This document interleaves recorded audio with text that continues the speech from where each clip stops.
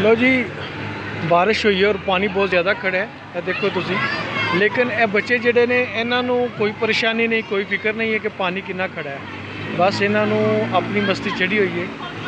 और मेरा ख्याल है कि यही उम्र होती है, खूबसूरत उम्र है कि कोई फिक्र नहीं, कोई परेशानी नहीं, कोई टेंशन नहीं।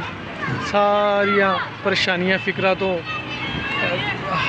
मतलब दूर करके नहाई जा रहे हैं तो खेली जा रहे हैं बच्चे। बच्चों ने कश्ती बनाई हुई है, देखो जरा, वाह।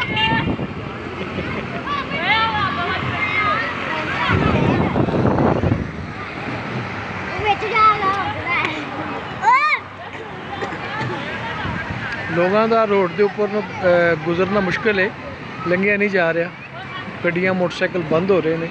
लेकिन ये सानू की लगे साड़ी गेम जारी है।